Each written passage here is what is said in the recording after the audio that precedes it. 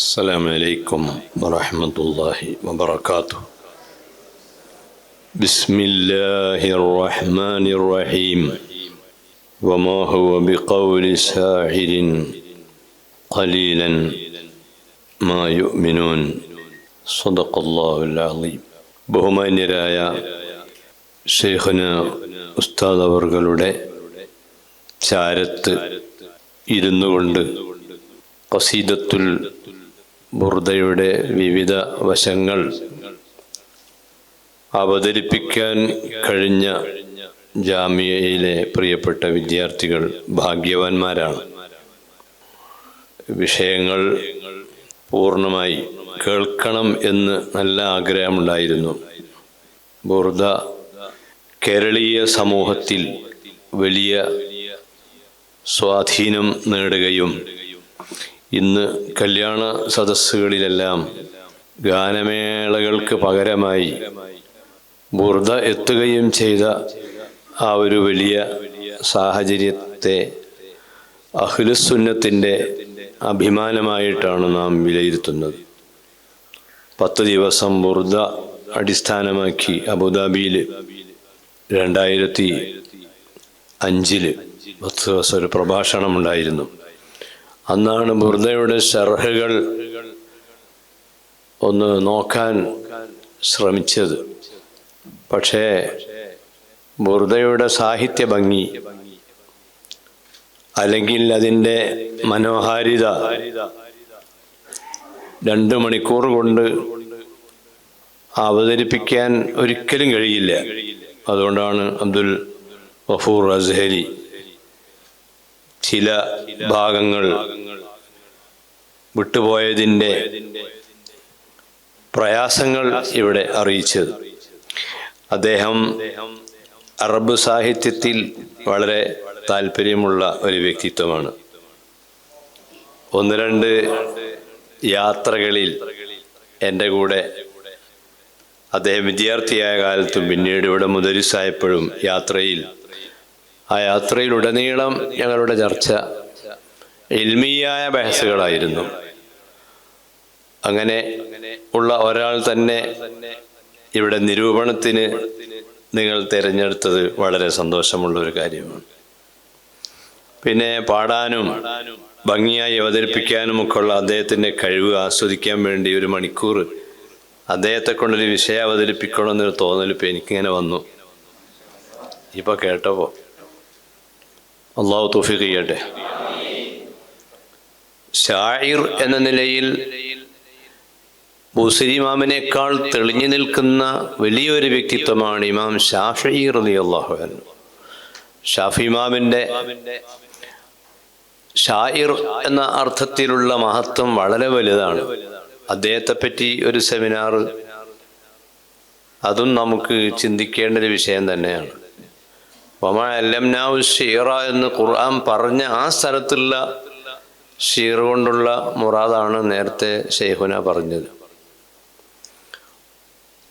യഥാർത്ഥത്തിൽ കവിതകൾക്ക് മനുഷ്യനെ സ്വാധീനിക്കാൻ വല്ലാത്ത കഴിവാണ്. ഒരു ഓഡിറ്റോറിയത്തിൽ വളരെ പ്രധാനപ്പെട്ട ഒരു വിഷയം ഒരു വലിയ പണ്ഡിതൻ അവതരിപ്പിക്കുകയാണ്. 1000 ആൾക്ക് ഇരിക്കാനുള്ള സൗകര്യങ്ങളൊക്കെ അവിടെ ഉണ്ട്. അതിൻ്റെ തൊട്ടപ്പുറത്ത് വേറെ ഒരു ഹാളിൽ ബുർദയുടെ ആസ്വാദന സദസ്സും നടക്കുകയാണെങ്കിൽ ആദ്യത്തെ ഓഡിറ്റോറിയത്തിൽ 100 ആൾ വരെ ഉണ്ടാവില്ല. ഉള്ള ആളുകളൊക്കെ ഈ 2ാമത്തെ തിയേറ്ററിലേക്കാണ് പോവുക. അതാണ് ഈ പദ്യവും ഗദ്യവും തമ്മിലുള്ള വ്യത്യാസം. മനുഷ്യനെ വല്ലാതെ ആകർഷിക്കുന്ന ഒരു ഘടകമാണ്. വാക്കുകളുടെ മാന്ത്രിക ലോകത്തേക്കുള്ള യാത്രയാണ് കവിത.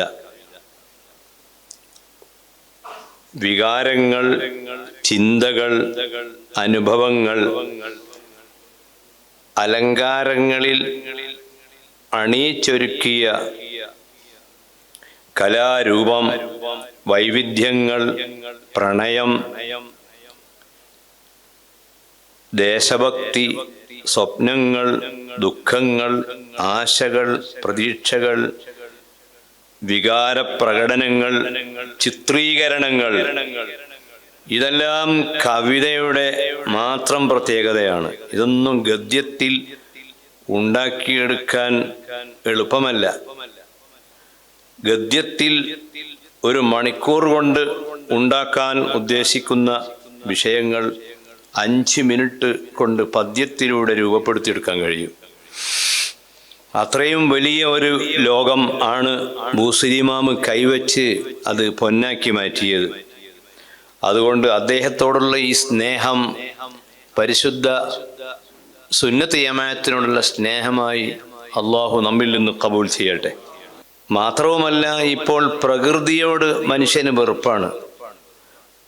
എല്ലാവർക്കും ഇഷ്ടം ഡ്യൂപ്ലിക്കേറ്റുകളും ഒക്കെ. ഈ AI കാലമാണ്, ആർട്ടിഫിഷ്യലിൻ്റെ കാലമാണ്, കൃത്രിമത്വത്തെയാണ് എല്ലാവരും ഇഷ്ടപ്പെടുന്നത്.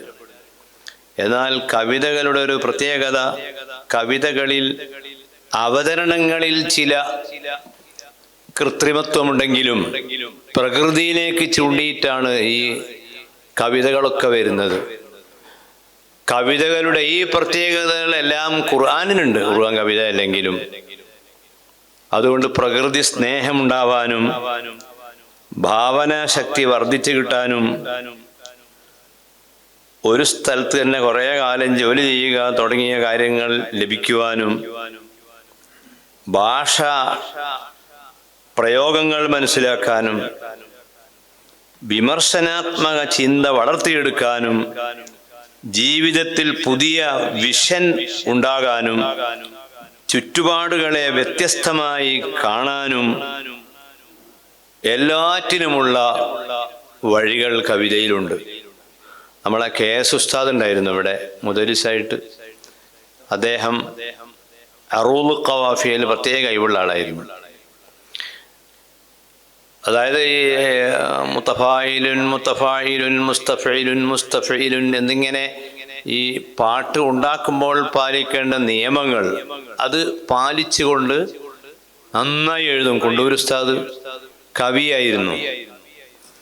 ആ ഒരു വിഷയത്തിലേക്ക് കൂടി ജാമിയയിലെ വിദ്യാർത്ഥികളുടെ മനസ്സ് അങ്ങോട്ട് കൂടി ഒന്ന് തിരിക്കാൻ ഈ സന്ദർഭം ഉപയോഗപ്പെടുത്തുകയാണ്. ഇൻഷാ അല്ലാഹ് ഒരു വലിയ ഒരു പുരോഗതിയിലേക്കുള്ളൊരു കാൽവെപ്പാണ് മലയമ്മ അബ്ദുള്ള സക്കാഫിയും നമ്മളെ അബ്ദുൽ ഗഫൂർ അസ്ഹരിയും ഒക്കെയാണ് ഇങ്ങനെ ഒരു ആശയം മുന്നോട്ട് കൊണ്ടുവന്നത്. അവരെ അഭിനന്ദിക്കുവാൻ വാക്കുകൾ ഇല്ല.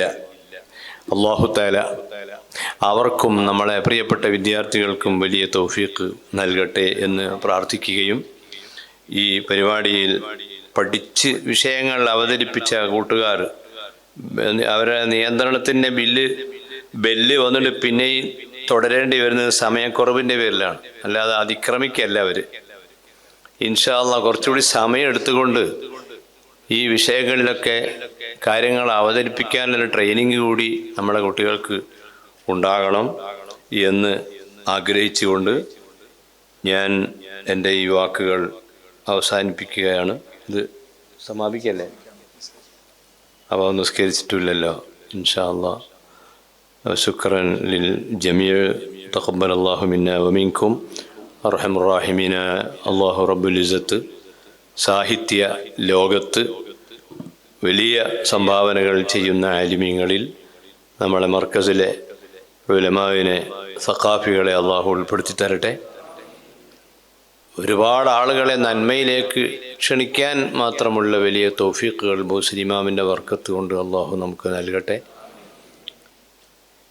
വലിയ ഉസ്താദുമാരിൽ നിന്ന് നല്ല വാക്കുകൾ കേട്ട് അത് വലിയ പൊരുത്തമായി ലഭിച്ച് അങ്ങനെ ഭാഗ്യവാന്മാരായി ജീവിച്ച് അവസാനം കാമിലായ യമാനോട് മരിച്ച് സ്വർഗത്തിൽ മുത്തുനബിയോടൊപ്പം ഒരുമിച്ച് കൂടാനുള്ള ഭാഗ്യം നമുക്കും നമ്മളെ തക്കാഫുലേറ്റെടുത്ത ആളുകൾക്കും നമ്മളെ മാതാപിതാക്കൾക്കും നമ്മളെ മർക്കസിലെ എല്ലാ സ്റ്റാഫിനും എല്ലാം അല്ലാഹു പ്രദാനം ചെയ്യട്ടെ എന്ന് ദുആ ചെയ്തുകൊണ്ട് അസ്സലാമു അലൈക്കും വറഹ്മത്തുള്ളാഹി വബറകാതുഹു.